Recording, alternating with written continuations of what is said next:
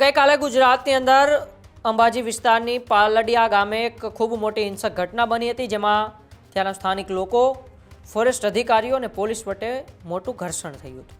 એ ઘર્ષણની અંદર ત્યાંના અમુક અસામાજિક તત્વોએ ત્યાંના ફોરેસ્ટ અધિકારીઓ અને પોલીસ કર્મીઓ ઉપર પથ્થરમારો કર્યો હતો, તીરકામઠા વડે હુમલો કર્યો હતો અને પોલીસ વાહનોને સળગાવી પણ નાખ્યા હતા. મતલબ કે સરકારી મિલકતને નુકસાન પણ ત્યાંના સ્થાનિક લોકોએ પહોંચાડ્યું હતું. એ હિંસક ઘટના બાદ પોલીસ તંત્ર ખૂબ જ એક્શનમાં આવ્યું હતું. ત્યાં 1000 જેટલા પોલીસ કર્મીઓને પણ ઉતાર્યા હતા અને વારાફરતી આપણે ત્યાંના કલેક્ટર, ત્યાંના એસપી, ત્યાંના ડીવાયએસપી તમામના નિવેદનો પણ સાંભળ્યા હતા. પરંતુ આ વચ્ચે હવે આ ઘટનાને ક્યાંક ને ક્યાંક રાજકીય વર્તુળક તરફ લઈ જવામાં આવી રહ્યું એવું લાગી રહ્યું છે, કારણ કે આપના ધારાસભ્ય ચેતર વસાવાનો એક નિવેદન સામે આવી રહ્યું છે આ ઘટના અંગે. શું કહી રહ્યા છે ચેતર વસાવા, અને સરકાર પણ ચેતર વસાવાએ આ ઘટનાને લઈને શું કર્યા છે પ્રહાર, જાણીશું આજના વિડીયોમાં.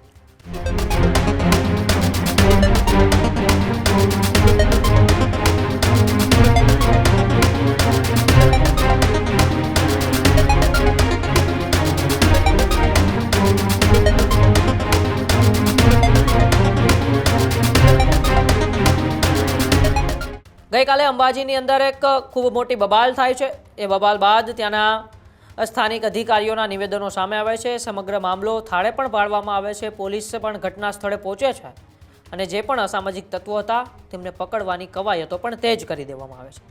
પરંતુ આ સમગ્ર મામલો હવે ક્યાંક ને ક્યાંક રાજકીય બનતો હોય એવું લાગી રહ્યું છે, કારણ કે હવે ધીરે ધીરે આમાં રાજકીય નેતાઓનું પણ એન્ટ્રી જોવા મળી રહી છે. અને એ વચ્ચે આપના ડેડિયાપાડાના ધારાસભ્ય ચેતર વસાવાનું એક નિવેદન સામે આવે છે. અને ચેતન વસાવા આ ઘટના અંગે અને આ ઘટના શું બની હતી અને કેવી રીતે આ ઘટનામાં લોકો અને અધિકારીઓ વચ્ચે ઘર્ષણ થયું છે અને સરકારને શું ઘેરે છે અને સરકારને શું ઘણા પ્રશ્નો પણ કરે છે કે સરકારે પોતાની કામગીરી સારી રીતે નહોતી કરી, તેથી આ ઘટના બની હતી. પહેલાં આપણે સાંભળીએ ચેતર વસાવાને કે ચેતર વસાવા આ સમગ્ર ઘટના અંગે શું કહી રહ્યા છે. ગતરોજ બનાસકાંઠા જિલ્લાના અંબાજી નજીક પાડલિયા ગામમાં જે હિંસક ઘટના ઘટી છે એ ઘટનાની અમે નિંદા કરીએ છીએ. એમાં જે ઇજાગ્રસ્ત પામેલા તમામ લોકોની સાથે અમારી સંવેદનાઓ છે. અમે પણ આ બનાવની જાણ થતા ત્યાંના કેટલાક લોકો સાથે સંપર્ક કરીને આ સમગ્ર ઘટનાની માહિતી લેવાના પ્રયાસો કર્યા. ત્યારે અમને જે માહિતી મળી છે એ માહિતી મુજબ ગતરોજ વન વિભાગના અધિકારીઓ પોલીસ બંદોબસ્ત સાથે પાડલિયા ગામમાં પહોંચે છે અને ત્યાં વર્ષોથી રહેતા આદિવાસી પરિવારોના ઘરો તોડવાની વાત કરે છે. અને એ ઘરો તોડતા અટકાવવા માટે કેટલાક આગેવાનો એમને સવાલ કરે છે કે 3 પેઢીથી અહીંયા અમે રહીએ છીએ, અહીંયા જમીન અમે ખેડાણ કરીએ છીએ અને અમારું જીવન નિર્વાહ કરીએ છીએ. તમારે આ પ્રકારના કાર્યવાહી માટે તમે આ વિસ્તારમાં આવ્યા છો ત્યારે તમે ગામ સભાની પરવાનગી કેમ લીધી નથી? તમે અગાઉ નોટિસો અમને કેમ આપી નથી? અનુસૂચિત 5 વિસ્તાર હોય, પૈસા 1 વિસ્તાર હોય તો એની જોગવાઈનો તમે કેમ અમલ કર્યો નથી? એવી સંવાદ કરે છે. ત્યારે એવા 8 થી 10 આગેવાનોને પોલીસ દ્વારા બળજબરીપૂર્વક પકડીને ગાડીઓમાં બેસાડીને લઈ જવાના પ્રયાસો થાય છે. ત્યારે ગામના કેટલાક લોકો વચ્ચે પડીને એમને છોડાવીને લઈ જાય છે. ત્યારે પોલીસ દ્વારા લાઠીચાર્જ કરવામાં આવે છે. બાદમાં ત્યાં 20 થી વધારે ટીયર ગેસના સેલ છોડવામાં આવે છે. જે સેલ છોડતાની સાથે ત્યાં નાસભાગ મચી જાય છે અને નાસભાગ મચી જતા પોલીસ દ્વારા 50 થી પણ વધારે રાઉન્ડ ત્યાં ફાયરિંગ કરવામાં આવે છે અને તેમાં આદિવાસીઓના કેટલાક લોકો ઘાયલ પણ થયેલા છે. ત્યારે આ ઘટના બાદ ત્યાં પથ્થરમારો થાય છે અને કેટલાક અધિકારીઓ પણ ઘાયલ થયેલા છે. ત્યારે વન અધિકાર અધિનિયમ 2006 અંતર્ગત આ લોકોએ દાવા અરજીઓ કરી છે, પણ સરકારે આજ દિન સુધી એમને સનતો આપી નથી અને આ લોકો વર્ષોથી ત્યાં રહે છે. તો જે પણ કાર્યવાહી થવી જોઈએ તે નીતિ નિયમો મુજબ થતી, સંવાદ મુજબ થતી, તો હું માનું છું કે આ પ્રકારની કોઈ પણ હિંસક ઘટના ત્યાં બનવાની નહોતી.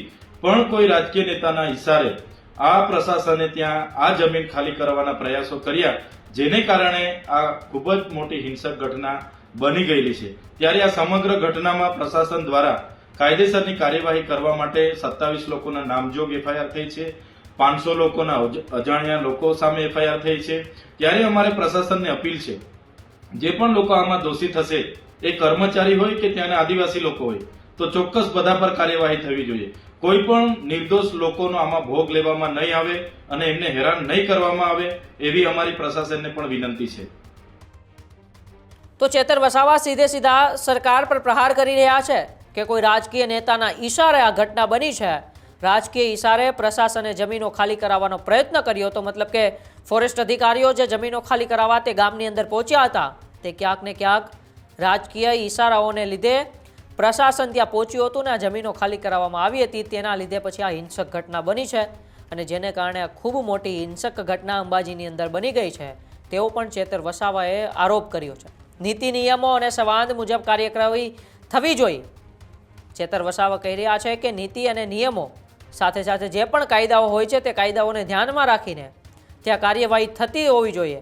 જો એવું થયું હોત તો પછી આ સૌથી મોટી જે હિંસક ઘટના અંબાજીની અંદર બની છે એ કદાચ હિંસક ઘટના બનતા રોકાઈ ગઈ હોત તેવું પણ ચેતર વસાવાએ કહ્યું છે. નિયમો મુજબ કાર્યવાહી થઈ હોત તો આ ઘટના ન બની હોત તેવું ચેતર વસાવાએ સીધા પ્રહાર સરકાર ઉપર અને ત્યાંના પ્રશાસન ઉપર પણ કર્યા છે.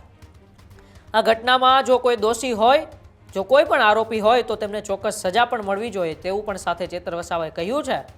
નિર્દોષ લોકોનો આમાં ભોગ ના લેવામાં આવે તેવું પણ ચેતર વસાવાએ આ નિવેદનની અંદર કહ્યું છે. મતલબ કે હવે ધીરે ધીરે આ અંબાજીની અંદર જે ગઈકાલે મોટી બબાલ થઈ હતી એ બબાલને લઈને હવે રાજકીય વર્તુળકો તેજ થઈ છે અને આપના ચેતર વસાવાએ કહ્યું કે રાજકીય ઈશારે પ્રશાસનો આ જમીનો ખાલી કરાવવા ગઈ હતી અને જો નીતિ અને નિયમો મુજબ કાર્યવાહી થઈ હોત તો આવડી મોટી ઘટના ન બની હોત.